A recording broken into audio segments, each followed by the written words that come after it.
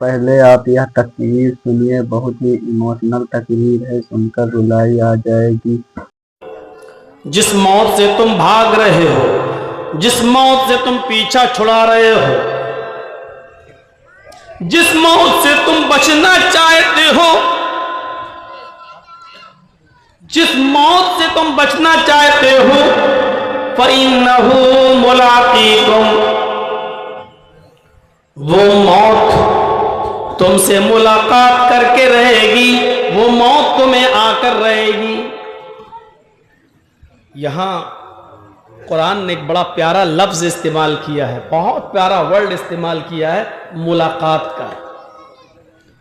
वो मौत तुमसे मुलाकात करके रहेगी। फ़इन्नहु मुलाक़ीकुम,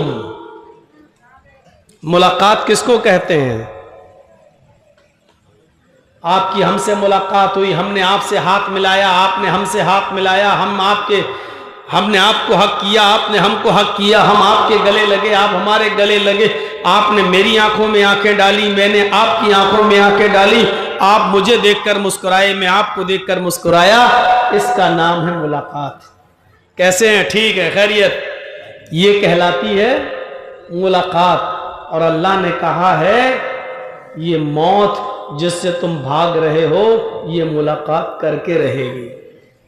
दोस्त को भी, दुश्मन को भी। मौत से न किसी की, मौत को न किसी की से दोस्ती है, न किसी से दुश्मनी। उसकी नजर में सब बराबर हैं। वो आपके मस्जिद के बाहर लंगड़े और लूले, अपाहिज, भीख मांगने वाले से भी गले मिलती है, और वो प्राइम मिनिस्टर से भी गले मिलती है। वो नालियां साफ करने वाले से भी मुलाकात करती है, और वो मखमलों पे सोने वाले बादशाहों के से भी मुलाकात करती है। उस मौत को किसी से मुलाकात करने के लिए बॉडीगार्ड की जरूरत नहीं पड़ती है, किसी चीज की जरूरत नहीं है। और उस मौत को किसी जगह कोई रोक भी नहीं सकता कि उसकी एंट्री पर बैन हो कि तुम यहां नहीं घुस सकते हो, नहीं, उस पर कोई बैन नहीं। बड़ा प्यारा लफ्ज इस्तेमाल किया। जिस मौत से तुम भाग रहे हो, फ़इन्नहु मुलाक़ीकुम, वो मौत तो तुमसे मुलाकात करके रहेगी, तुम्हारी आंखों में आंखें डालकर रहेगी। सुम्मा तुरद्दूना इला आलिमिल ग़ैबि वश्शहादा, फिर तुम्हें हर चीज का इल्म रखने वाली जात के पास लाकर खड़ा कर दिया जाएगा। फिर तुम्हें आलिमुल गैब के सामने, अल्लाह रब्बुल आलमीन के सामने, जो हर चीज को छुपी हुई हो या जाहिर जानने वाला है, जो हाजिर है, उसके सामने तुमको लाकर खड़ा कर दिया जाएगा। फ़युनब्बिउकुम बिमा कुंतुम तामलून, और आए मौत से भागने वालों, जब तुम अल्लाह रब्बुल आलमीन के सामने खड़े कर दिए जाओगे, उसके सामने पेश कर दिए जाओगे, फिर वो तुम्हें सब कुछ बता देगा, हर एक चीज की खबर दे देगा जो तुमने जमीन की पीठ की ऊपर किया है, जो तुम काम किया करते थे, जो तुम अमाल किया करते थे, अच्छे हो या बुरे, हर चीज की वो तुम्हें खबर दे देगा। हर चीज के बारे में तुम्हारे सामने पूरी वीडियो चला देगा कि तुम दुनिया में ये करते थे, तुमने फला दिन ये किया, फला मिनट ये किया, फला सेकंड ये किया। फ़युनब्बिउकुम बिमा कुंतुम तामलून, दुनिया में तुमने जो कुछ भी किया उसको एक एक करके वो तुम्हारे सामने खबर बता देगा, उसकी सूचना तुम्हें दे देगा, उसकी न्यूज तुम्हें दे देगा, बाखबर कर देगा। तुम्हें याद भी नहीं होगा, जब देखोगे हाँ हाँ हाँ ये तो हमने किया था, हाँ ये किया था। 10 साल पहले जर्जी साहब ने क्या तकरीर की हमें नहीं मालूम, 10 साल पुरानी जब यूट्यूब पर तकरीर सुनता हूं तो हाँ ये मैं बोला था, हाँ ये फला जगह बोला था, क्या बोला था याद नहीं, जब सुनता हूं यूट्यूब पे देखता हूं तो वो सारी चीजें आ जाती हैं। अरे इतना देर तो बोलना नहीं है जितना देर आप लोग बैठने में लगा देंगे।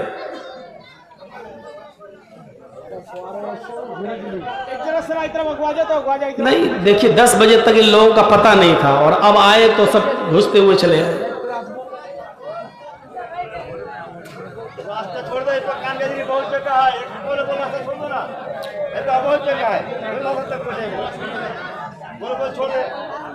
तुम भी तो एक काम नहीं कर पा रहे हो, लगाना हो तो लगाओ, जलाना हो जलाओ या हटा दो, बार बार रिस्टार्ट कर रहे हो सब।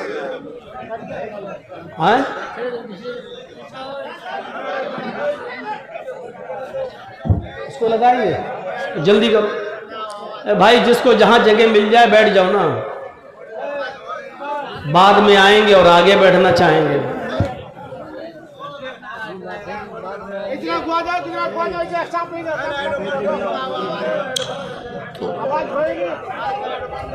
ऐसा नहीं भी है भैया,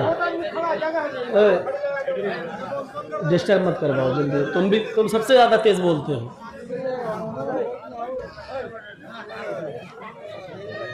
नहीं बोलो, सबको सही करो, लेकिन जिसको जहां जगह मिल जाए बैठा दो।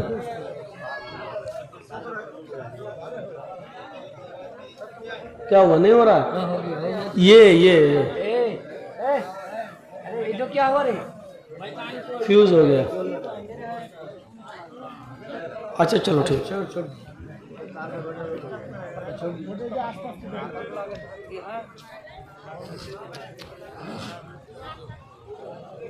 हाँ ए भाई, जिसको जहां जगह मिल जाए बैठ जाओ वहीं पर। वो हम समझ रहे थे जगह छोटी पड़ जाएगी। तो वो एक रिकॉर्ड है अल्लाह के पास,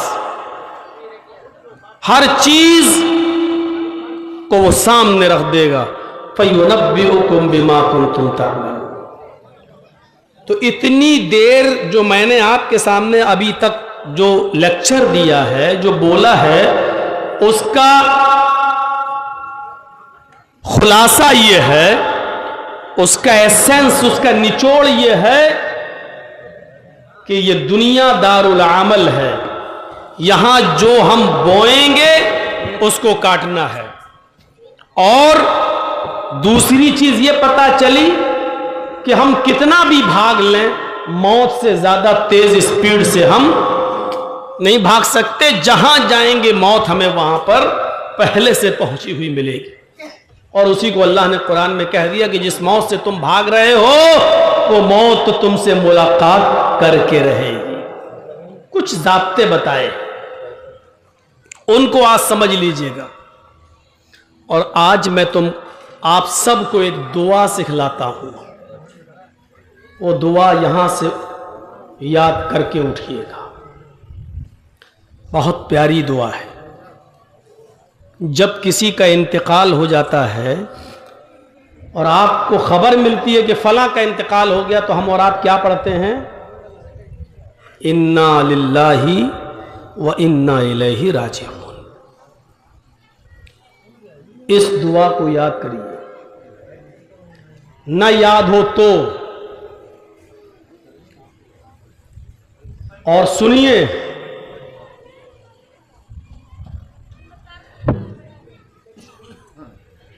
आप अपना काम कर लो, फिर हम बोलेंगे।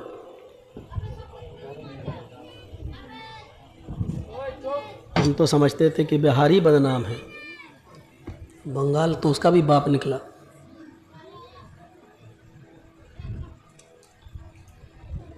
इतना छोटा जलसा और उसमें भी इतनी तिकड़मबाज़ी।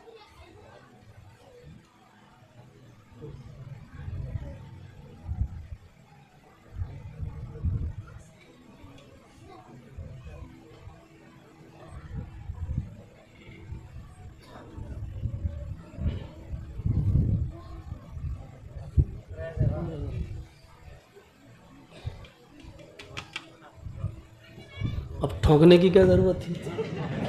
बहुत अजीब अक्लमंद आदमी है।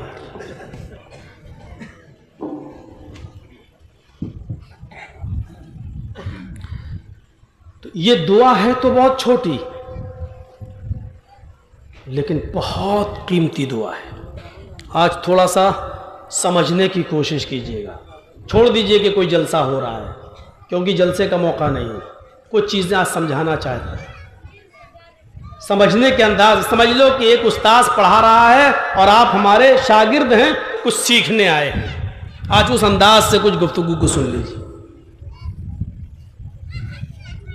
सिर्फ इतनी दुआ नहीं है, इसके बाद एक जुमला और है, वो याद करिए। ये तो सबको याद होगा, किसी को भी खड़ा कर दें, इन्ना लिल्लाहि व इन्ना इलैहि राजिऊन। लेकिन पूरी दुआ क्या है?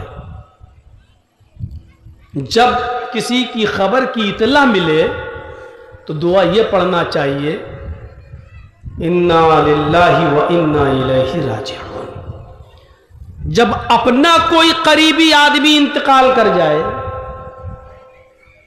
बेटा, बाप, भाई, बहन, रिश्तेदार, और इसके अलावा भी कोई दूसरा, कोई भी मुसलमान, तो उसके साथ ये दुआ और मिला लीजिए, इन्ना लिल्लाहि व इन्ना इलैहि राजिऊन, अल्लाहुम्मा अजिरनी फी मुसीबती वखलिफ ली खैरम मिन्हा। यह है बुखारी शरीफ की हदीस। पूरी दुआ ये, इन्ना लिल्लाहि व इन्ना इलैहि राजिऊन। हम सब अल्लाह ही की तरफ से हैं, अल्लाह ही के लिए हैं। व इन्ना इलैहि राजिऊन, और उसी की तरफ हमें पलट कर जाना है, उसी की तरफ हमें लौट कर जाना है। आए भी उसी की तरफ से हैं और जाना भी हमें वही है। अल्लाहुम्मा अजिरनी फी मुसीबती, सुनिएगा, अल्लाहुम्मा अजिरनी फी मुसीबती, आय अल्लाह मुझे जो मुसीबत पेश आई है, मेरी माँ के इंतकाल के बाद, मेरे बेटे के इंतकाल के बाद, मेरे भाई के या मेरे बच्चे के इंतकाल के बाद जो मुसीबत मुझे आई है, ऐ अल्लाह इस मुसीबत में मुझे अजर अता फरमा, इस पर हमें अच्छा बदला दे। अल्लाहुम्मा अजिरनी फी मुसीबती, अल्लाह मुझे इस पर, इस मुसीबत में मुझे अजर दे, बदला दे।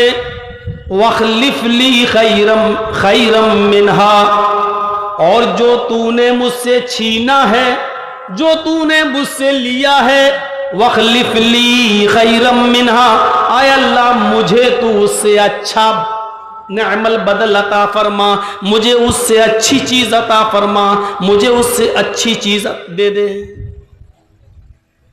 गौर कीजिए दुआ, उससे अच्छी चीज क्या होगी? लेकिन फिर भी अल्लाह के नबी सिखला रहे। एक दिन अल्लाह के नबी सल्लल्लाहु अलैहि वसल्लम खुतबा दे रहे थे और उसी खुतबे में आपने सहाबा को ये दुआ सिखलाई कि जब तुम्हारा कोई करीबी इंतकाल कर जाए तो ये दुआ पढ़ा करो, इन्ना लिल्लाहि व इन्ना इलैहि राजिऊन, अल्लाहुम्मा अजिरनी फी मुसीबती वखलिफ ली खैरम मिन्हा। हजरत अबू तलहा रजी अल्लाह ताला अन्हु उस खुतबे में मौजूद थे, उन्होंने ये दुआ याद कर ली और खुतबा जब खत्म हुआ तो वो आए और उन्होंने अपनी बीवी उम्मे सुलैम से कहा, उन्होंने अपनी बीवी से कहा, आज मैंने ये दुआ अल्लाह के नबी ने बताई और मैंने याद कर ली। कहा क्या दुआ है? उस जमाने की औरतें भी दुआओं के लिए कितनी बेचैन रहती थी। कहा क्या? कहा अल्लाह के नबी ने फरमाया, जब कोई इंतकाल की खबर सुनो तो ये दुआ पढ़ा करो, इन्ना लिल्लाहि व इन्ना इलैहि राजिऊन, अल्लाहुम्मा अजिरनी फी मुसीबती वखलिफ ली खैरम मिन्हा। हजरत उम्मे सुलैम कहती हैं कि मेरे शौहर ने, मेरे हस्बैंड ने जब ये दुआ मुझे बताई तो मैंने भी याद कर ली। और एक दिन ऐसा आया चंद सालों के बाद एक दिन ऐसा आया कि किसी हादसे में मेरे हस्बैंड की अचानक डेथ हो जाती है, मौत हो जाती है, एक एक्सीडेंट का शिकार हो जाते हैं मेरे हस्बैंड। अबू तलहा का इंतकाल हो जाता है और जब उनकी बॉडी घर पे लाई जाती है और उम्मे सुलैम को खबर दी जाती है उनके शौहर इंतकाल कर गए, ऐसा हादसा उनके सामने उनके साथ हुआ और ये डेड बॉडी उनकी है। उम्मे सुलैम ने अपने शौहर को जब देखा इस पोजीशन में कि डेड बॉडी उनके घर पे रखी हुई है और वो इंतकाल कर गई, कोई हादसा उनके साथ हो गया है, तो उनकी जबान से ये जुमला निकलता है, इन्ना लिल्लाहि व इन्ना इलैहि राजिऊन, अल्लाहुम्मा अजिरनी फी मुसीबती वखलिफ ली खैरम मिनहा। कहती है कि मैंने वही दुआ आज पढ़ी जो दुआ हमने कभी अपने शौहर की जबान से सुनी थी और वो मैंने याद कर ली, वही दुआ उन्होंने पढ़ी और फिर वो बराबर पढ़ती रही। अबू तलहा को दफन कर दिया गया। उनको जब भी अपने शौहर की याद आती, उनके इंतकाल का दर्दनाक मंजर जब सोचती तो यही कहती, इन्ना लिल्लाहि व इन्ना इलैहि राजिऊन, अल्लाहुम्मा अजिरनी फी मुसीबती वखलिफ ली खैरम मिनहा।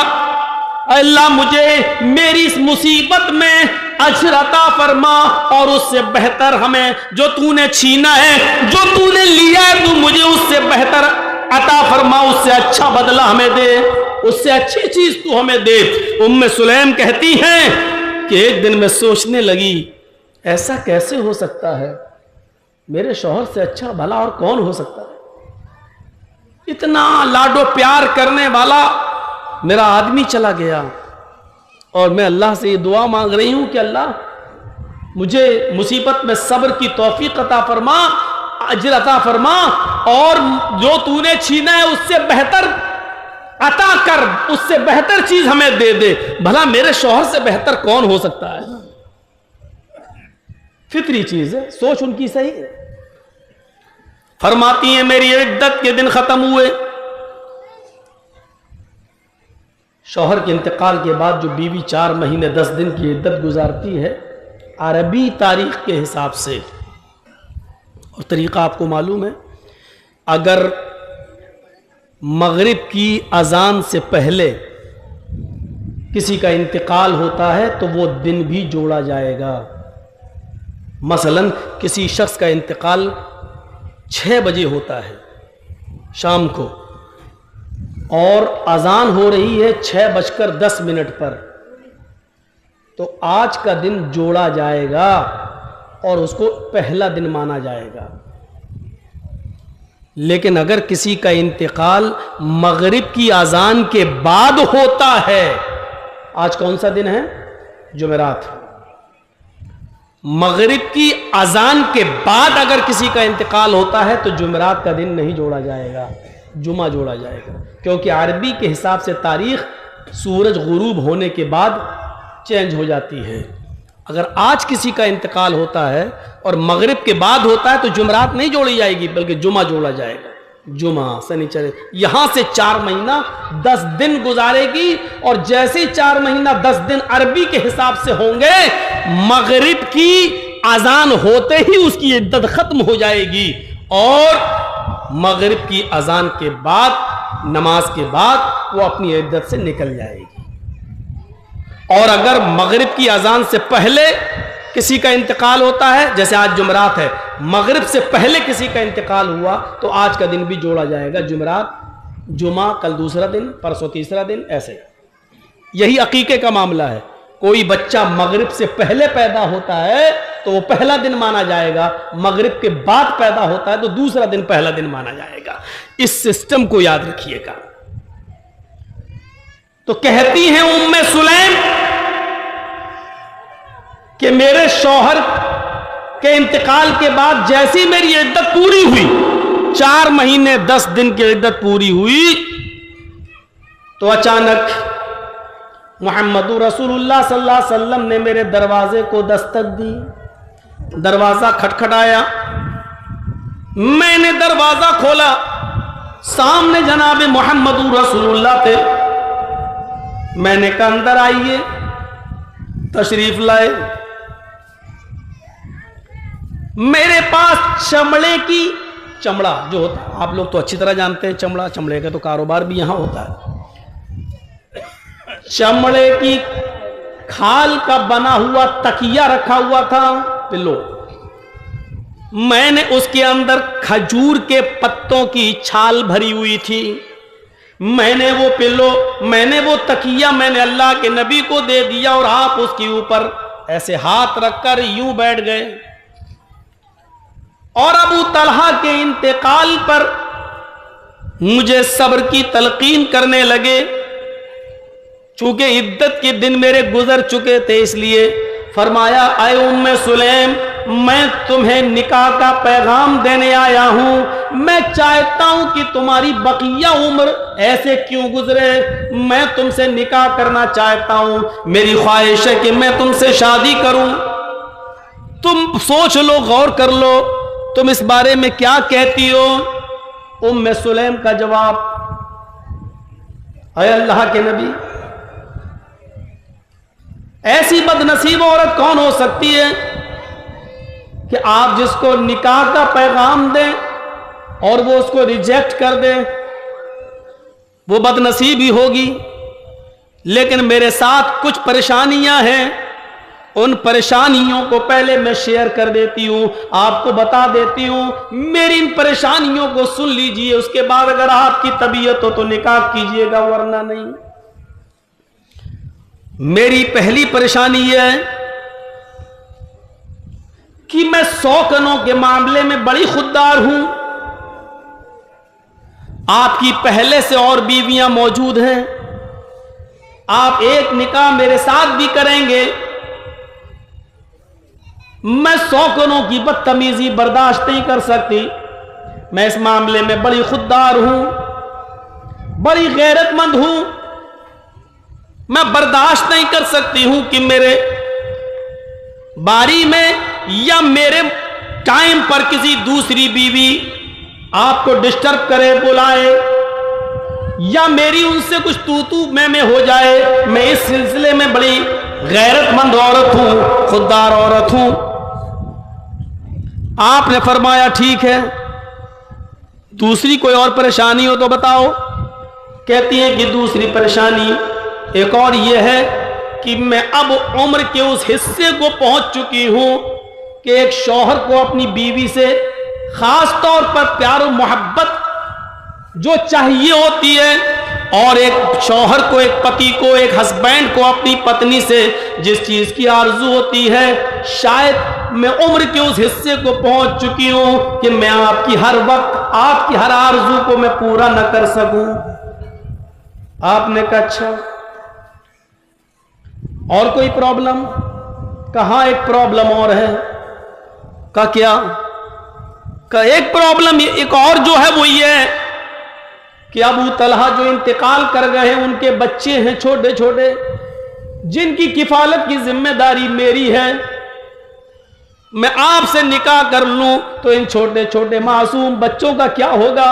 ऐ अल्लाह के रसूल, ऐ अल्लाह के नबी, मैं इन बच्चों को किसी भी हालत में उनके ददियाल छोड़ नहीं सकती, अपने से जुदा नहीं कर सकती। ये मेरी एक और शर्त है। आपने फरमाया, आए उम्मे सुलैम,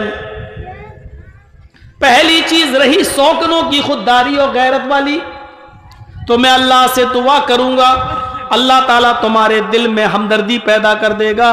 तुम शौकनों के साथ मिलकर भी रहोगी तो खुश रहोगी, उसकी कोई बड़ी बात नहीं है। और मैं तो हर काम आदल और इंसाफ के साथ करता हूं, इसलिए तुम्हें शिकायत का मौका नहीं मिल सकता है। रही दूसरी बात कि मैं उम्र के उस हिस्से को पहुंच चुकी हूं कि हर वक्त जब आप चाहें मैं आपकी जरूरत पूरी करूं, वो नहीं, क्योंकि मैं अब उम्र रसीदा हो चुकी हूं, बुढ़ापे के अंदर मैं दाखिल हो चुकी हूं। तो फरमाया, आए उम्मे सुलैम, उम्र के जिस हिस्से में आप दाखिल हो तकरीबन मैं भी उम्र के उस हिस्से में दाखिल हो चुका हूं। और शादी का मकसद सिर्फ ये नहीं होता है कि आदमी सिर्फ एक ही चीज का मुतलाशी रहे। मैं तो तुम्हारी बची हुई जिंदगी के बारे में सोच रहा हूं। ये माहौल बहुत अजीब और गरीब है। यहां बेवा का निकाह नहीं होता है, तलाकशुदा औरत का कोई घर नहीं बसता है, लोग उसको बुरी नजर से देखते हैं। मैं तुम्हारा घर बसाना चाहता हूं, मैं तुम्हारा जिम्मेदार बनना चाहता हूं, मैं चाहता हूं कि तुम्हारी मुसीबतों में मैं तुम्हारे कुछ काम आ जाऊं। तो उम्र के जिस हिस्से में तुम हो मैं भी हूं, यह कोई बड़ी बात नहीं है। और रही बच्चों की बात, तो शादी जब तुम कर लोगी, मुझसे निकाह कर लोगी, तो तुम्हारे बच्चे हमारे बच्चों की तरह होंगे। हम ही उनकी किफालत करेंगे और हम ही उनकी पाल पोस कर हम उनको बड़ा करेंगे। यहां तक कि वो निकाह के काबिल होंगे तो हम उनका निकाह भी कराएंगे। ये तीनों बातें अल्लाह के नबी ने जब एक्सेप्ट कर ली तो उम्मे सुलैम का निकाह मोहम्मद रसूलुल्लाह से हो जाता है। हजरत उम्मे सुलैम कहती हैं कि जब मेरी शादी अल्लाह के नबी से हुई तो अल्लाह ताला ने मेरे निकाह में खैर और बरकत के दरवाजे खोल दिए। एक दिन किसी का इंतकाल हुआ, मेरे कानों में खबर पड़ी तो मैंने फिर यही दुआ पढ़ी, अल्लाह इन्ना लिल्लाहि व इन्ना इलैहि राजिऊन, अल्लाहुम्मा अजिरनी फी मुसीबती वखलिफ ली खैरन मिनहा। अचानक मुझे याद आ गया कि अल्लाह के नबी ने जो दुआ सिखलाई कि अल्लाह मुझे इस मुसीबत में अजर अता फरमा, वखलिफ ली खैरन मिनहा, और मुझे ऐसी चीज अता फरमा जो पहले से बेहतर हो। आज मुझे मेरे शौहर अबू तलहा से बेहतर शौहर अल्लाह ताला ने मुझे अता फरमा दिया। ये इसी दुआ का नतीजा है। जबकि मैं ये सोच रही थी कि अबू तलहा से अच्छा कौन हमें मिलेगा, इतना प्यार करने वाला पति चला गया दुनिया से, उससे ज्यादा अच्छा कौन मिलेगा। अल्लाह ने अबू तलहा के बदले में मुझे जनाब मोहम्मद रसूलुल्लाह अता फरमा दिया। पता ये चला कि गम में और मुसीबत में सब्र करो, और सब्र करने के बाद ये दुआ भी पढ़ी जाए कि अल्लाहुम्मा अजिरनी फी मुसीबती वखलिफ ली खैरन मिनहा, तो अल्लाह ताला पहले से अच्छा बदला भी अता फरमा सकता है। ये सब्र का इनाम है, ये सब्र का बदला है। हमें मुसीबतों पे सब्र करने की कोशिश करनी चाहिए और ये दुआ याद करनी चाहिए। देखते हैं कितने लोगों को ये दुआ याद होगी। वो तो खुतबा सुना, अबू तलहा ने एक ही बार अल्लाह के नबी ने दुआ बतलाई और याद कर ली, और हम तो इसको कम से कम 8-10 बार रिपीट कर चुके हैं। अभी किसी को खड़ा करके पूछे तो शायद नहीं बता पाएगा, और खड़ा कर दूंगा तो कहेगा मुझी को खड़ा करने को थे, कोई और नहीं मिला था। सिर्फ एक बार अल्लाह के नबी ने पूरे जुमे के खुतबे में दुआ बताई थी और याद कर ली साहबा ने। हम तो 8-10 बार बता चुके, इन्ना लिल्लाहि व इन्ना इलैहि राजिऊन तो याद ही है सबको। आगे वाला जुमला बहुत छोटा सा, अल्लाहुम्मा अजिरनी फी मुसीबती वखलिफ ली खैरम मिनहा, बस इतना सा जुमला।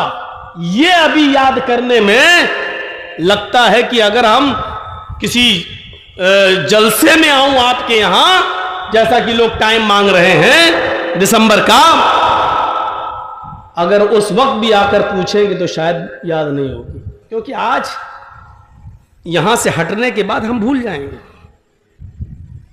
अभी तक बस एक जहन बना है, लेकिन कल जैसी हम चाय की होटलों में बैठे भूल जाएंगे बस। हाँ, तकरीर अच्छी हुई है माशाअल्लाह, हाँ मौलाना साहब ने बड़ी अच्छी बात बताई है। अरे दिन बताया है, अकीके का दिन कहां से जोड़ा जाएगा, कहां पे खत्म होगा, है मगरिब से पहले। अरे क्या आज तक कोई मौलवी नहीं बताता है मौलाना साहब। ये सब चर्चे होंगे, लेकिन उसी चाय की दुकान पे पूछ लो जो दुआ बताई थी वो याद हुई तो नहीं है, कर लेंगे, वो दुआ याद नहीं हो। पूरी तकरीर बंद कर दो, छोड़ दो मेरी, आज सिर्फ ये दुआ याद कर लो, कामयाब। इन्ना लिल्लाह याद, अल्लाहुम्मा अजिरनी फी मुसीबती वखलिफ ली खैरम मिनहा। और आप इस दुआ को अपना वजीफा बनाओ, जब किसी का इंतकाल हो तो ये दुआ पढ़ो।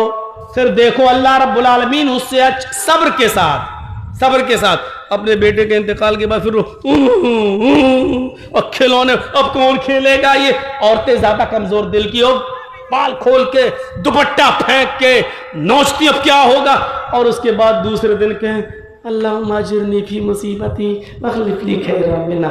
कुछ फायदा नहीं है, कोई फायदा नहीं है। एक औरत को अल्लाह के रसूल ने एक कब्र के पास रोते हुए देखा, मुस्लिम शरीफ की हदीस, बैठी रो रही थी।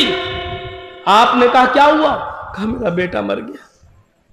आप वहीं बैठ गए और उस औरत को समझाने लगे अल्लाह की अमानत थी, अल्लाह ने ले लिया, सब्र करो, चलो तुम अपने घर चलो, दुआ करो अल्लाह ताला से, अल्लाह ताला इस बच्चे को तुम्हारी निजात का जरिया बनाए। नहीं जानती थी कि मेरे पास कौन आदमी बैठ गया। कहने लगी अरे चल चल उठ, जा जा। आया बड़ा समझाने वाला, तेरा बेटा मरता तब तुझे पता चलता। आगे का जुमला जिसके ऊपर गुजरती है वही जानता है। चल चल। Thanks for watching.